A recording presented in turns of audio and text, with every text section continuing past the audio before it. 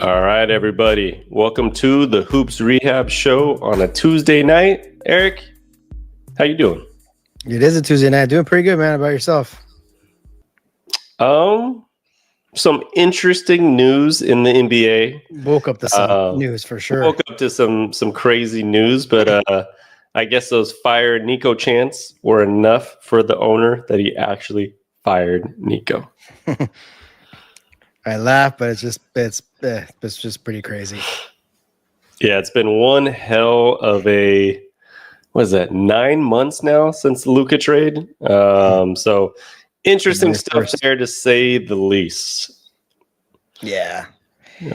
It's been just especially for the Mavs, just ups and downs of getting the number one pick and just so many injuries. But we'll obviously break that down here in a sec. Yeah. All right, everybody. So we are the Hoops Rehab Show. You can find us at our handles. I am the Game Injury Doc, aka Dr. Evan Jeffries. On my right is Eric B. Mack.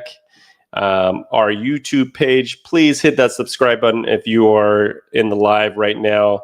We'll be diving into some content on there. We're always uploading different videos and shorts on there, so check that out. Always hit the notification button on there so you never miss a stream. And then we also have the Instagram page, the Hoops Rehab Show. And also, like always, we will be uploading the pod. So wherever you get your pod, the Hoops Rehab Show will be there. All right, Eric, let's get this night cracking, man. Yes, sir. So the waves of Mavic fans, I think, have finally gotten to the owner, who's also the new owner of the Mavs. And they fired Nico, man. What were your initial thoughts with that? To be honest, I was pretty shocked reading things and obviously with hindsight and kind of hearing about what's been going on there. I probably wouldn't be as surprised, but it caught me off guard. Just because it I don't know. You're just admitting, so I think a lot of people realize it's probably a mistake what they made trading Luka, but they just didn't really let things kind of blossom. But it kind of tells you how much heat, and how much of a probably suffocating the fan base was to ultimately make the call. Probably best for both parties, to be honest. Yeah, I mean, obviously, when the trade happened, it was never going to be a good thing for him because of the dynamics of trading your franchise player who is 26 years old. And everybody in Dallas loved Luka. And across the NBA, if people are shocked, and I mean every single person, players, GMs are just shocked about the trade, that's never going to look good. And it was a matter of not if, but when he's going to be fired. I'm a little bit shocked that they didn't at least give this season a shot. Obviously, they got some injuries already with Kyrie being out with the ACL tear. And then you got Anthony Davis, who's injured with Achilles issue right now. So they've started off as bad as you can get. And I think last night they had that fan sitting next to the owner, and he had a Lakers 77 jersey on. And he was talking to him. And it looked a little interesting. Then you got the fired Nico chants. And then you hear that today that he told that fan that he apologized about the Luka trade and he's going to rectify the situation. And did he rectify the situation this morning? So my biggest thing is, I don't think you can blame it all on Nico. Yes, he made the decision to make this trade, but who signed off on it? And that's Dumont. That is the new owner of the Mavs, because Cuban would have never, ever signed off on this because of, number one, a business. He's never going to get rid of his top player who brings in so much money through his business. And so he even said himself he would have never done it. So what are your thoughts on that? Or do you give any blame to the owner, or how much blame do you give him versus Nico? Yeah, I mean, it's at the end of the day, they kind of make that ultimate call. Now you do hire a president of basketball operations, GM, whatever you want to call it, to just ultimately be the one to make those decisions.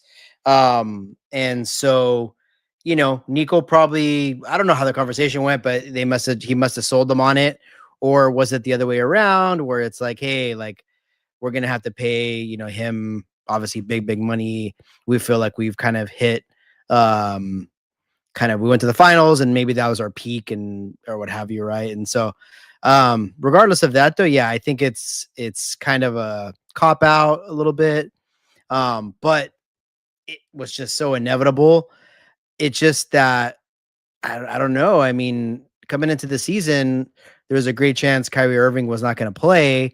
I mean, Cooper Flag is a rookie, young rookie too, right? And that was going to take some time. So I just don't clearly know what the expectations were. I mean, I guess I was thinking maybe if they could fight for a play-in, but I think, to be honest, the fact that AD got hurt, it's just kind of, it's like, it's one of those things where it's like you can't do much about it, but at the same time, you kind of knew what you were getting. And we've been pretty high on AD in terms of like he's been getting he's been pretty healthy the past few seasons, and he's been getting a bad rap. But that can't stay on the floor. Anthony Davis has kind of come back, and so I think that's a huge part of this. Yeah, I mean, man. When you look back on the trade and you realize that Anthony Davis was involved, right? So he's a hell of a player that could help a team win a championship. Right. They only got one first-round pick in the trade, right? So that was already like where you're like, this is just totally uneven because of the way Luka is. So as far as the fans, they were just never going to let that go. And the Mavs didn't do themselves any favor by really not doing too much in the offseason. There's nothing they can really do. All they did is sign D'Angelo Russell to kind of be a scapegoat until Kyrie gets back. And he wasn't even starting to begin the season, right? So I think the accumulation, like you said, with Anthony Davis being hurt to begin the season, we keep seeing these pictures of Anthony Davis's weight, like you see his pictures of him and you're like, ooh, has he put on some fat pounds? And wasn't that the same thing Nico said about Luka being in Dallas? He's out of shape. He's not in game shape. So it's not a good look overall. And they did need to rectify the situation because the fans were literally never going to let it go. Yeah, I mean, kind of going back to like not doing much in the summer, I kind of feel that, I mean, they were dealt another like fortunate hand with getting the number one pick. And I thought they thought that solely would just kind of flush everything else away in a sense, right? Lakers had an early exit in the playoffs. Obviously Luka's came back in great shape and he's balling out right now. But I really, really thought that was going to kind of, the thought was that was going to quiet the noise, and it just hasn't. And obviously if they were sitting here at 7-3, things could be a little different. And it's not. I mean, I was even hearing that like the ownership and Nico the players too, were more comfortable on the road because they weren't, getting like kind of harassed and all that. And so, and the thing that the owner, Dumont, said to the kid yesterday, if that would have came out last night, it would have been like, oh man, Nico's days are numbered. And not only his days were numbered, his hours, his minutes were numbered because he gone. Yeah, I mean, I think they saw Luka last night. He got 38 piece. You got the fans chanting that, and the owner just couldn't take any more of that. He's like, obviously it was a bad trade. We needed to admit that, which they never admitted, because that's kind of a weird thing to admit as well. Like as Nico, like, hey, yeah, I just made a bad trade right now. But even though he knows it was a terrible trade. But he did say time will tell if this was actually the right move. And this was not the right move. Yeah. So time has obviously told you that. Yeah. I mean, look, if in 3 years Cooper Flag becomes like 85% of what Luka is, and you can say they got pretty fortunate because obviously they wouldn't have got the number one pick if Luka was still there. But that being said, yeah, sitting here, November 11th, 2025, like it's definitely was not a great deal for the Lakers, obviously, but not a good deal for the Mavs at all. No disrespect for AD, but I mean, we kind of just know what it is, obviously just fantastic player and so talented, but just that he's your number two. Like he's just like a really great number two, Yeah. And honestly too, like the decision to bring in Klay Thompson, and that's totally off of the radar right now, but it just unfortunately Klay just really hasn't been the same for a bit. No. So that's kind of a Nico decision as well. I take it. And so it's probably a couple of things, but obviously mainly that Luka trade. Yeah. And at this point, do you think they just have to blow it up this season and just obviously build around Cooper, but see what you can get for AD, see what you can get for Klay? I don't know about Kyrie. It might be one of those things where, hey, let's just keep Kyrie and let him come back and kind of be that point guard there. But if you're in that role, what would you do right now? I mean, there's like what you should do, what probably will happen. Yeah, if I were kind of next in line, I would probably start, thinking about shopping guys around. But we know how it is. Like they're gonna probably say, hey, let's see what happens until like around the trade deadline ish. See if we can kind of, I don't know, like thrive off what just happened and see if we can get a spark and maybe AD will come back somewhat healthy. And then kind of decide from there. And, I would say like, obviously too, like it's, or you just kind of keep the same guys and, it's just going to be just a year, kind of a giveaway year. But yeah, if you're Dallas, you want to do right and at least try to get some kind of draft picks and such for some of their guys they have, like some of their big guys, Gafford and Lively and things of that nature.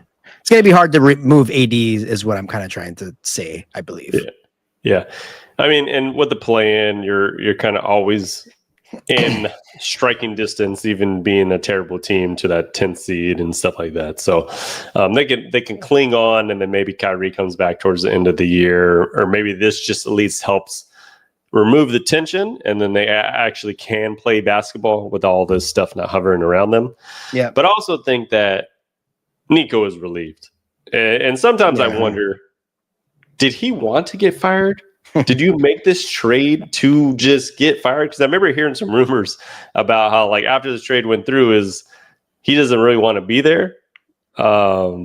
Because immediately after the job, he went to his Instagram and he changed it to unemployed girl dad. So I think he was ready to kind of be a step on out of there. So yeah, I don't think he could put unemployed like fast enough, and it's obviously like it's rare for see guys do that. And it sounds like silly, probably like, walking away with, millions and being unemployed or whatever he was making. But yeah, I'm pretty sure we don't even know like of everything that was probably has transpired the past 9 months. I can only imagine. Right. And, sometimes with sports, right, it's taken a little too far. And we unfortunately see that kind of behavior too, which I bet happened. And so, yeah, I would agree. It's like take one on the chin and just get me out of here, and that's it. It's obviously the Nico era of Dallas Mavericks is over with. For sure. Crazy news today to start the day, but we had to tackle that right in the beginning of the show. If you guys have any comments, let us know. We got Cam Miller here. He says, when Nico stole Luka's beer, he was done. I think that was Michael Finley when he took his beer away before they're in the Western Conference Finals before they got to the finals there. But nonetheless, Nico was done. Yeah, he is. Beer or not, I think writings were on the wall, and so that's it. But we'll see kind of what Dallas does moving forward. All right, so let's change subjects. Not really. Kind of go to the different version or the result of Nico's fortune for the Lakers, who actually, if you're a Laker fan, you're just as happy as ever that Nico Harrison was part of the GM of the Dallas Mavs, because we now have our franchise player in Luka. And he continues to be on a revenge tour. And last night against Charlotte, had about 38 points, I believe, 38, 7, and 6. Total dominant fashion. They got another win. They are now 8-3. What are your feelings about Luka, obviously, this season, and how the Lakers look in the first, 11 games? Yeah, it's been not how you would want to draw it up, obviously, in terms of just there's been a couple of games that have been a pleasant surprise in terms of like Lakers have had a lot of injuries and still won some games. You obviously have a clunker in Atlanta, which it kind of offsets, I guess, some of those wins. Lemon pepper wings. Yeah, because they played Saturday. I heard they got there on Thursday. Wait, so they were in Atlanta from Thursday, Eric? Yeah, because they were off, right? So, man, them boys were in Magic City, and it probably wasn't fun there. Yep. And then Clippers. I mean, Atlanta went and beat the Clippers last night too. So obviously Atlanta. Just how Lakers, they won some games, just very shorthanded, and things like that happened. But anyways, other than that, obviously, yeah. If you were to ask me beginning of the season, and we talked about the first 15 games or so needing a hot start, and we were saying like maybe like a 10-5, 11-4 would be ideal. So right now they're sitting at 8-3. Obviously that's 11 games, and so pretty good spot. Luka's on MVP level campaign. Austin Reeves is we talked about maybe like an all-star appearance. That's something that's looking possible, right? So yeah, and then I think Marcus Smart has just added like a little bit of a tenacity and just kind of a grinder on defense that I hope stays through the year. But obviously can't complain about too much so far. Yeah, I mean, when you look at just the bottom line of a box score of yesterday's game, right? Just pure balance. I mean, you had Luka obviously with the 38, then you had Austin with 24, Rui with 21, DeAndre with 14, Marcus Smart with 13. Marcus Smart had 7 steals yesterday. Right. I mean, we didn't really have a player like that last year that can just get his own on the defensive end. And I think having somebody that aggressive, especially at the point or at the guard position, so he's disrupting a lot of the guards there, is crucial just for a playoff team and a hopeful NBA contender. Now, when we went into the season and you knew LeBron would probably be out at least the first 10 to 15 games, just kind of what they were projecting, to have an 8-3 record already is crucial. I mean, I was hoping for them to at least go 10-5 in the first 15 games, just based on, I felt like there's some matchups here that there's some teams that they played that were not going to be like really strong contenders, early on in their schedule. So I thought they could at least get some wins. But to be 8-3 right now is pretty damn good, and it's a good surprise without LeBron. Yeah. I mean, we, like you said, the 10-5 mark is definitely still in play. And got to get a couple wins here, but yeah, we'll see. I mean, we're going to talk a little bit about it a little bit later than obviously when he comes back. But I remember we did talk about how it'll be interesting if Lakers are playing really well, and then kind of how they integrate LeBron when he comes back. And so that'll be something to kind of think about in probably handful of games or so here. But yeah, I think we had talked about a 5-game stretch with Charlotte was the last of the 5. We were kind of looking at a 3-2, maybe like best case 4-1. They did go 4-1 in those 5. And so, yeah, I mean, they took care of business, had a clunker in Atlanta, but if you go 4 out of every 5, obviously you're going to have a really good record. Yeah, for sure. Now, with LeBron potentially coming back soon, right? He started practicing. He was destined to practice with the South Bay Lakers, right? So, because he has to get some 5-on-5 action, right? He has to get some real type of practice, real game work, and that's really hard when your team's on the road. And then also just the practice schedule never really works well for the NBA teams. Right. Now, him integrating back into this lineup, do you think that's going to be something hard for this team to do, or is it just going to be easy kind of transition? I would say it's going to be a little difficult. I mean, I think the upside is that they have played together, talking about the three, just obviously last year. So there's going to be some kind of familiar. They're going to be kind of familiar, obviously, with each other. But you add a few pieces that they added. I think Austin Reeves is on a different level, so I could see there being some challenges to start things off. Which is it won't be a big surprise. What are your thoughts? Yeah, I think one of the hardest things to integrate with LeBron right now, I don't think it's his offensive ability and his skill level. Yeah. I think it's going to be like taking like a Marcus Smart out of the lineup, right, and inserting LeBron, and then defensively, they just won't be as good. So, and that's to start the games, right? Yeah. Now, I know LeBron's not coming off the bench. I don't even want to I don't want to entertain anybody. Paul Pierce out there like, oh yeah, LeBron should come off the bench. Yada yada yada. LeBron's not coming off the bench. No. Now, Austin Reeves is averaging 30 points a game to start the year. He's not coming off the bench either, right? So the only suitable person to be coming off the bench would be Marcus Smart, or is it something like Rui?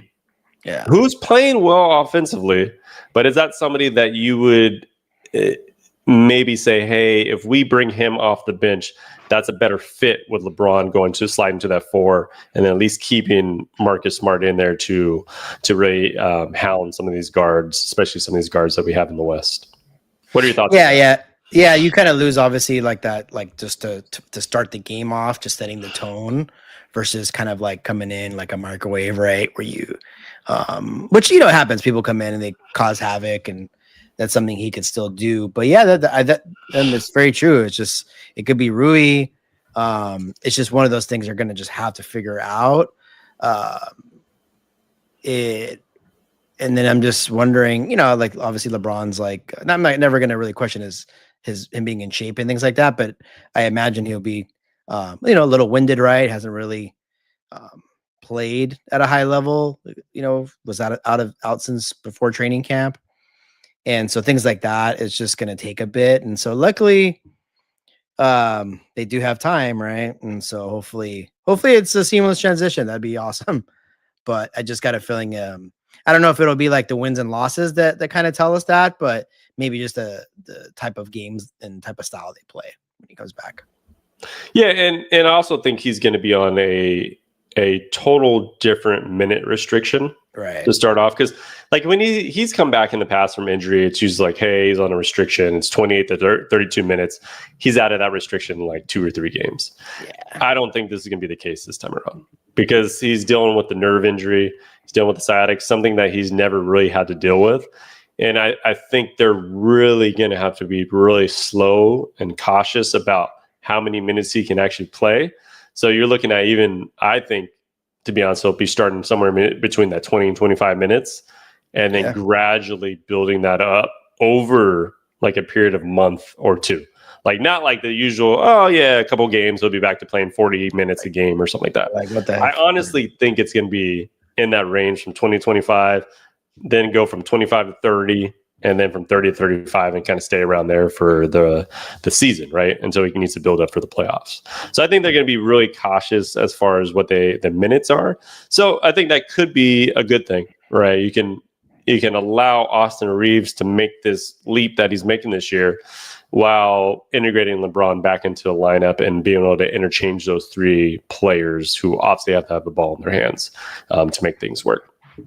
I think, I think part of it not working out with like the minutes restriction in the past with LeBron, because you really, really needed him to play 40 minutes. Yeah. Now I don't want to, I want to say they probably don't like need that. So that does make that decision for JJ Redick a little easier because of just the way they're playing right now. And so, that'd be the best bet. I don't know when he's going to come back, but when he does, right, it's going to be, about 65, 66 games left, right? And so the goal is for him to be in as tip-top shape as possible in games 65 to 80 versus, 15 to 30. So it'll be interesting. Yeah, and they've proven off the beginning of the season that they can win without him, right? So I think this is kind of like the icing on the cake, and this will, like you said, allow JJ to make those arrangements with his minutes, and I think LeBron will be definitely okay with that in his 23rd season. Yeah, 100%. Yep. All right, so we got a huge matchup tomorrow. It's kind of like matchup of the top teams in the West. We got OKC versus the Lakers. OKC is 11-1. Jeez. So they won the championship and they start off the next season 11-1. And you know that Jalen Williams has not played yet. I was just looking at the box score to see it. Yeah, has he? He's not back yet, is he? No. He was still recovering from the wrist surgery, but he also had to have like I believe a small procedure. I think they removed the screws because they were starting to bother him. So that will probably put him out another couple, or I think at that time put him out another couple weeks. Yep. So he probably won't be back for the next 5-10 games or so. But that doesn't matter. They're still 11-1. They have plenty of young players that fill the role. Chet's been coming on, obviously, to kind of fill some of the points that they're missing. But they just have players and they just understand how to play together. And Shea obviously is the MVP for a reason, and he's nonstop. So what do you think of the matchup tomorrow? What's that going to look like? Should be a good matchup. I didn't even realize until this morning that OKC was obviously they're going to be on a back-to-back. They played Golden State tonight, so I was like, oh wow, so Golden State and then the Lakers. But yeah, like going back to OKC, I mean they had like those billion draft picks, obviously the last few years, and so they're just like plugging and playing guys that are maybe not household names, but they're just filling in nicely. And so I think that's what we always thought, like, okay, it's not about who's going to be the number 1 seed in the West. It's going to be like, who's going to get that 2 to 6. Cause I mean, the Thunder, you just know they're going to have a like 65 wins, 62 to 65 wins easy, most likely, if not better. And so, I don't think tomorrow's game is about, that per se, like as far as the standings, but it's a litmus test, right? Lakers have been playing pretty decent, if you want to say, against OKC the last couple years in the regular season. Obviously, they haven't faced each other in the playoffs, and so it's a big game in terms of it just being a big regular season game, and so you're trying to collect as many wins as possible, and you don't want to take for granted any games, and so I look for it to be a very, very big challenge, but we'll see what happens. Yeah, I see this as a much bigger game for the Lakers than it is for OKC. Yeah. Just to prove that they can be there, not just in the regular season, but in the playoffs, right? Can they actually beat this team in the playoffs? Can they beat them 4 times? I think that's going to be the most difficult thing to do against a young, talented team like this that's already won. Yeah. So I think it's a much bigger game for the Lakers, and I think Luka and Austin Reeves and all those guys are going to try to prove a point. And so I think they're going to try to give everything they got to kind of get that win there to show that they can be a top of this West as well. Yeah, no, it's going to be definitely a little bit bigger, you could say, for the Lakers. Obviously, we saw what OKC did to the Warriors tonight, and I was kind of looking to see. I thought maybe some of the guys were out, but looks like most of their guys played. So, and we saw just Steph's been out for a little bit, but he came back today, right? Yeah, do you know? He didn't play. Oh, he didn't play much though. He only played 20 minutes. Steph. Yeah, he's been. He's been pretty sick and stuff. Yeah. Okay, they were down by quite a bit because they lost by 24, and Golden State outscored OKC by 11 in the fourth. So must have been ugly. Yeah. But yeah. I mean, just by tonight's result, we know it's going to be a big challenge. Yeah. Golden State only has 1 road victory this season. They're 1-6 on the road. And we know what that one was. We know that was game 1 against the Lakers. So it's kind of interesting.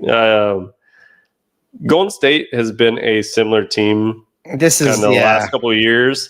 Even though when they got Jimmy, they obviously went on that run of like 19-3, but they were pretty bad up until that point. They've been this like 500 team, kind of like the Lakers, right? You're in play-in status, that 7-8 status, and they seem to just kind of stay there. And so it's going to be interesting to see what they do the rest of the season and how that goes and what that looks like for next year. Yeah, I think that's why, like, after the game or two, I mean, we had like Golden State more on like that 5-6 kind of range in terms of like the standings, just because we just know how they operate. Sure. Where, you know, some guys are going to be out, they're a little older. They're not that they're not going to care about the regular season, but their goal is to just be as ready as possible going into the playoffs. And so, yeah, I mean, we're seeing it unfold right now. They're at 6-6. I still think maybe it is kind of a bad matchup for the Lakers too, Warriors. But yeah, I think it's just a case as far as they go of just hovering around 500, and let's see where they kind of fall, you know, as well as the Lakers. Yeah, definitely. So big game tomorrow. Be interested to see who wins it. We hope the Lakers actually come out pretty strong. Yeah, hopefully. Let's see. We'll see you tomorrow night.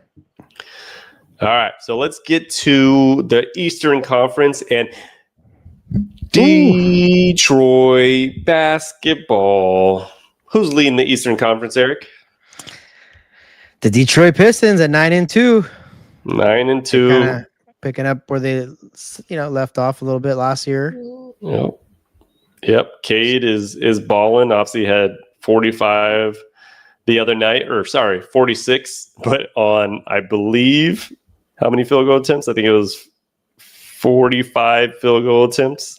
So that's kind of a shocker, but he had a hell of a game as far as overall. He had a triple-double too as well. So he is on a whole nother level. Jalen Duran, the young guy, I think is Jalen Duran only 21, 22 years old? 21. He's still only 21 years old.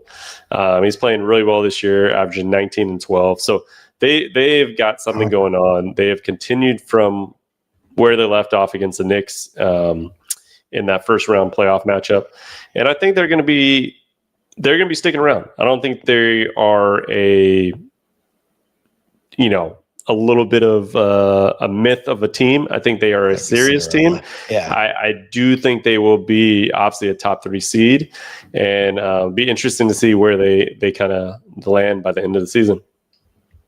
Yeah, I was just kind of looking at the standings. I mean, obviously it's a little early for that, but yeah, up top, a little bit of a surprise. But I mean, geez, gosh, the East, some of the East teams are just so pathetic, just really bad. Yeah. You got 3 1-10 teams, so the East are gonna, the Nets, the Pacers versus and the Wizards. But so they're some of these top teams in the East are going to beat up on these guys, and they're going to have some decent records. But yeah, I think Pistons are showing that end of last year, and then obviously they didn't win the playoff series against the Knicks, but it was definitely theirs for the taking. Kind of showing that, hey, like another year, right? A little bit more progression. I forget how many wins they had a few seasons ago, but it was just really bad. They had lost like 20-something games in a row during one stretch, and so because they come a long way. They tripled their win total last year, right? So I think it was I think they had like 15 wins or something like that the year before. 14 and 68. 14 that wins, was just two seasons ago. So that's a big improvement. So kudos. And kudos to a lot of those guys were on that team, right? So they learned from that season and obviously struggled heavily during that season, but they have turned things around. JB Bickerstaff is doing a great job there, and I don't think they're fake, man. I think they're definitely contenders in the East. Yeah, they've hung tight. I mean, look, it's not all teams have are fortunate enough to always be in the buyout market for teams, or always able to sign free agents, or always make the big trade. Right? It doesn't happen for everyone, so it's pretty cool that they kind of just stuck to their guns and made a change, obviously, at the coaching position, and are really reaping the benefits of doing that. And obviously they have a superstar. That always helps, right? Having that star. And I look for them to that absolutely be a top 2-3 seed in the East, and maybe Eastern Conference finals bound. Yeah. Now, do you think this team I know it's early, but could they get to the finals in the Eastern Conference? I don't know. I'm kind of so I'm thinking. I just said Eastern Conference Finals bound. I think that could be their ceiling. But hey, if they make it that far, and they play like a Knicks team, maybe Cavs, I mean, it's possible. But right now, I'd kind of just have to see a little bit more. But hey, if you make it that far, kind of like the Pacers last year, right? Yeah. Why not? That's what got me is like, I'm like, man, who would have ever thought the Pacers would make it right to the finals? And this year it's going to continue to be pretty weak, pretty soft, right? You got Cleveland, who, let's be honest, you might call them a contender, but in my opinion, there's nothing that proves that they can actually win to get there. They've lost they've been good and they've lost in the playoffs. And the Knicks, you want to put them there. You want them to be there for the NBA. You want that New York to be in the finals. But I don't know if they can get there either. They just have constantly kind of lost in the playoffs. So I think it's anybody's up to grab. And if they can continue to play this well and they gain that confidence and become like a top seed, you got a young squad like you saw in OKC. It was a young squad that kind of grew together. Yep. They ended up getting there. So we'll kind of see. Yeah, I mean, we've talked about it like at a lot of times how open the East is, and so you just gotta have like a magical season and make that run, and we'll be interested to I know we'll be kind of on top of seeing how the East plays out. Yeah, for sure. All right, so if you guys have any comments on that, let us know. Let us know what you think about Detroit. Hit that comment button there. So.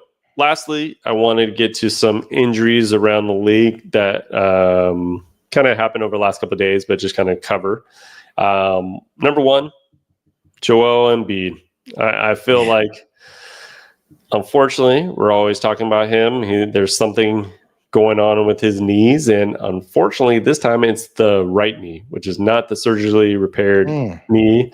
He was just having some soreness. They did do an MRI, and it revealed no structural damage, so that's good. He's kind of day-to-day. But the concerning thing is, when you look at him play, his lift is not there anymore like it was. Like, his ability to just jump on the court just doesn't look normal.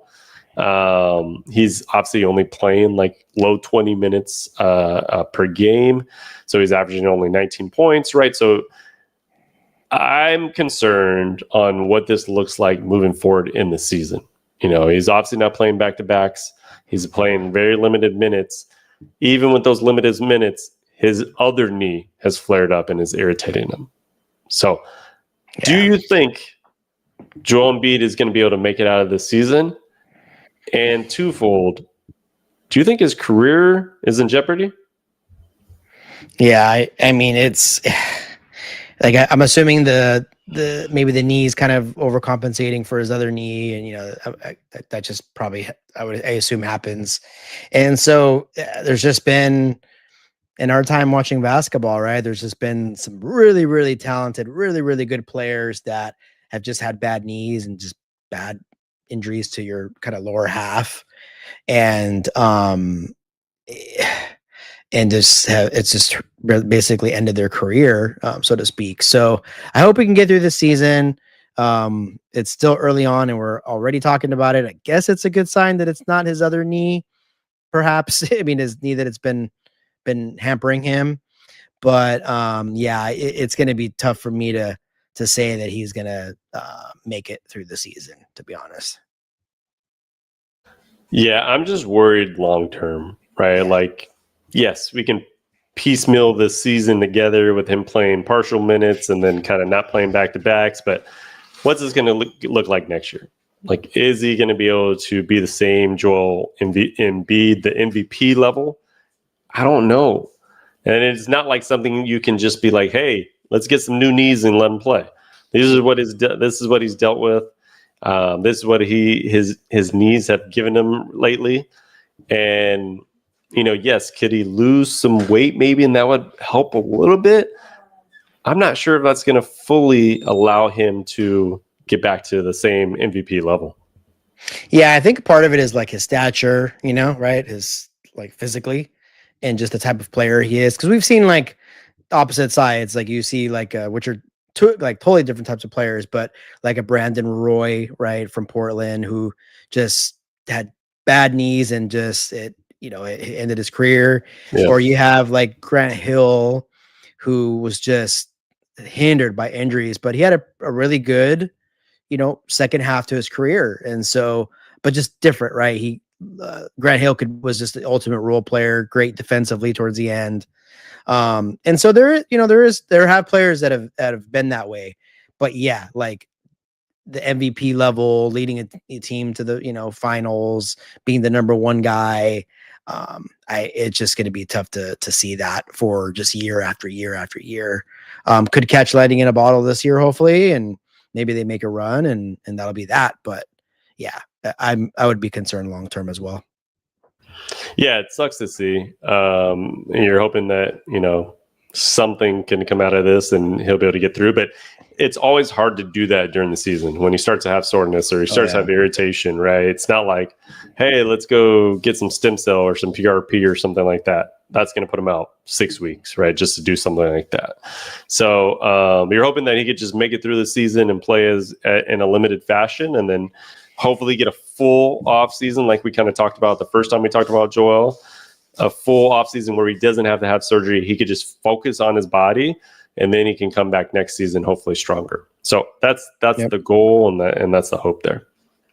Yeah, hopefully. I mean, Phillies start off, pretty good start in general. And so I know Paul George is coming back soon. And so I know a lot of what is going on over there is obviously their young guys playing well. But yeah, hopefully he's as healthy as possible. Yeah, and they did get some good news with Paul George that he's ramping up and he's getting ready to kind of return. So if you get him back in the fold, you got the young guys obviously playing really, really well, especially at the guard level. They can continue to win in the East. And if you can somehow keep Paul George and Joel Embiid on the court for the majority of the season, that could be a team that could be in the playoff mix for the Eastern Conference. Yeah. Oh, yeah. I mean, they just got to get a little luck there with health, and they should have as much of a chance as anyone else. For sure. All right. So next player is Jalen Green, who essentially was going into the season with a hamstring strain.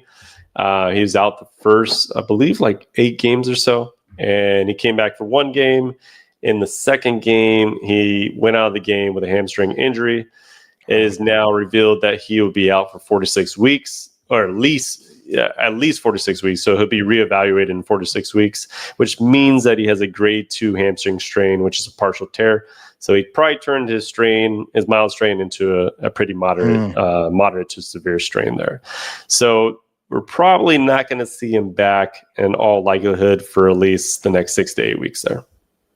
Yeah, I mean that's something that we always talk about when someone has like a little bit of like a mild, hamstring issue, and the concern about coming back too early is what just happened to Jalen Green, and so, it looks like it's going to be probably a tough season for him because it just seems like those kind of injuries just will hamper you, and they really, really linger, and so they obviously have, because if he was having an issue coming into the season, came back for a game or two, and is going to probably be out another 2 months, right? After like the reevaluation and ramp up, we're sitting in January.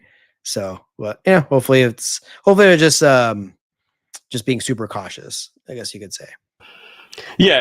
And there's a little bit of that, but you also, hamstring, groin strains, quad strains, anything to do with soft tissue, when you're kind of in between the grade 1 and grade 2, you really just have to let that heal and rehab it to the full extent, and make sure you do it the right way and then come back. I'm sure he wanted to get on the court and be there for his team, especially because he got traded. He's on a new team, but it's going to be a little bit. And Phoenix is being respectable. They're playing 500 ball, and Devin Booker is kind of leading that team as best he can. Yeah, I was going to say, like, obviously a big part of it is he was traded for Kevin Durant, and he was a big piece of that deal. And so that always hurts when you trade a someone, and the person you get back really just can't see the floor. So hopefully he's back soon enough, though. Yeah, for sure. And then lastly, we talked about it a little bit earlier, but LeBron has ramped up to 5-on-5. He is now practicing with the South Bay Lakers. Yep. So that is good news. Obviously, he's not playing on this road trip, and that kind of gets you to when he might be back.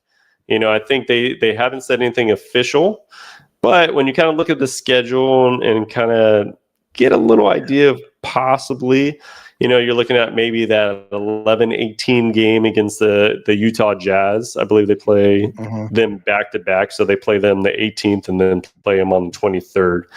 So if you were to try to play him on the 18th, he gets about 5 days rest in between that and then gets into the next game there. So that, I think, is a realistic kind of option for him to come back. What were your thoughts on that?